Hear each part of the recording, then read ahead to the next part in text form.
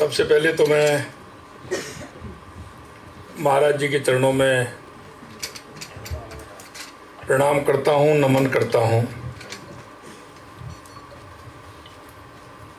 और ये भी कहना चाहता हूँ कि उन्होंने हमारे इस कार्यक्रम के लिए समय निकाला। हम बहुत ही सौभाग्यशाली हैं। आज के इस कार्यक्रम में माननीय आज के मुख्य वक्ता महाराज श्री गोविंद गिरी जी, इस कार्यक्रम में हमारे मुख्य सचिव और हमारे महानिदेशक महोदय, सभी हमारे प्रशासन के अधिकारीगण और भाई और बहनों, विषय बहुत अच्छा है। अमृत काल में लोक प्रशासन की भूमिका। निश्चित रूप से ये भारतवर्ष हजारों सालों से चलता आ रहा है। आजादी के बाद, आजादी से पहले लोक प्रशासन के रूप में जो काम करने वाले व्यक्तित्व थे, वो ही राज्य की प्रणाली को, राज्य की अच्छाई को, राज्य के कार्य को, जनता के कार्य को प्रभावी रूप से बनाने का काम करते हैं। मैं आज के इस मौके पर माननीय गोविंद गिरी जी महाराज का हमें मार्गदर्शन मिलेगा। माननीय गोविंद गिरी जी महाराज स्वामी जी शास्त्रों के ज्ञाता हैं।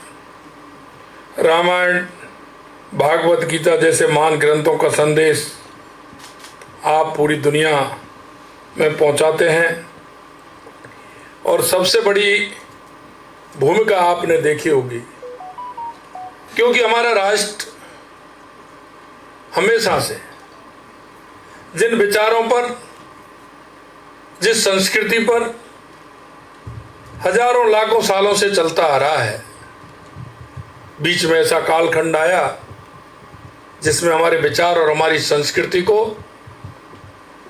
मिटाने का प्रयास किया था। लेकिन मैं धन्यवाद देना चाहता हूं देश के यशस्वी प्रधानमंत्री नरेंद्र मोदी जी को, और मैं धन्यवाद देना चाहता हूं देश के उन सभी साधु संत महंत मुनियों को जिन्होंने हमेशा इस परंपरा को आगे बढ़ाते हुए, इस संस्कृति को आगे बढ़ाते हुए काम किया और हमारी वो सांस्कृतिक विरासत के चिन्ह जिनको मिटाने का काम किया। आज देश के यशस्वी प्रधानमंत्री नरेंद्र मोदी जी उनका फिर से पुनरुद्धार करते हुए हमारी संस्कृति को, आगे आने वाली पीढ़ी को, किस तरह से हमारी संस्कृति थी और हमारी संस्कृति का दुनिया लोहा मानती थी। हम विश्वगुरु भी कहलाते थे, लेकिन बीच के कालखंड ने हमारे उन पूर्वजों ने किस तरह का संघर्ष किया और संघर्ष के बाद आज हमें जो देखने को मिल रहा है, निश्चित रूप से ये पीढ़ी भी बहुत धन्य हुई है। इस पीढ़ी को बदलता हुआ भारत, बदलता हुआ हमारी संस्कृति, हमारा जो विचार, उसको दुनिया में पहुंचाने का मौका आज हमें मिला है। मैं इस राम जन्मभूमि तीर्थ ट्रस्ट में कोषाध्यक्ष के रूप में आपने अपनी महत्वपूर्ण भूमिका निभाई है। भूमिका ही नहीं, 22 जनवरी को आपने देखा होगा जिस तरह से स्वामी जी का वक्तव्य देश नहीं पूरी दुनिया के अंदर हमारी संस्कृति के लिए, हमारे उस विचार के लिए जिससे हमारी पहचान है, आपने अपनी भूमिका उसमें निभाई है। प्रभु श्री राम की सेवा का ऐसा अवसर सौभाग्यशाली लोगों को मिल पाता है। ये आपकी बरसों की कड़ी मेहनत और प्रभु श्री राम की पूजा का फल है, जो प्रभु श्री राम ने आशीर्वाद के रूप में आपको प्रदान किया है। देश की प्रगति को आगे बढ़ाने का सुचारू रूप से संचालन और आने वाली समस्याओं का मुकाबला करने के लिए लोक प्रशासन जरूरी बन गया है। ये हमारे जन्म से लेकर मृत्यु तक महत्वपूर्ण भूमिका निभा रहा है और विकास और परिवर्तन का अहम उपकरण भी है। आज के लोक कल्याणकारी राज्य में सरकारी योजनाओं को सफलता और विफलता प्रशासन की कार्यकुशलता और उसकी निष्पक्षता पर निर्भर करता है।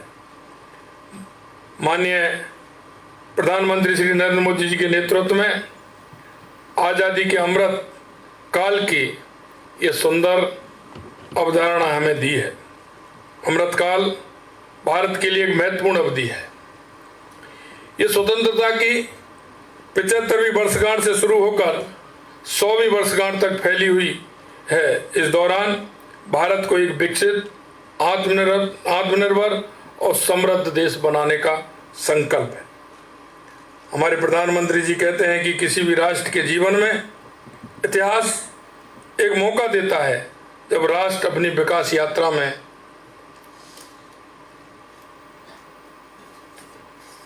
तेजी से प्रगति कर सकता है। भारत में अभी अमृतकाल चल रहा है और ये भारत के इतिहास का वो कालखंड है जब देश एक लंबी छलांग लगाने जा रहा है।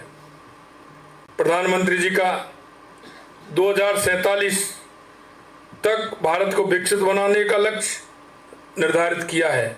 इस लक्ष्य को प्राप्त करने में लोक सेवकों की भूमिका बहुत महत्वपूर्ण है। लोक सेवक सरकार के स्तंभ हैं। वे नीतियां बनाते हैं, उन्हें लागू करते हैं और नागरिकों तक सेवाएं पहुंचाते हैं।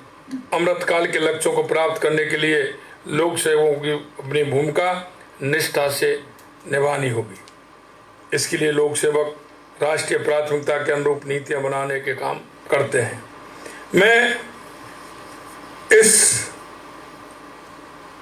अमृतकाल का जो हमारा कालखंड चल रहा है, इसमें आपकी भूमिका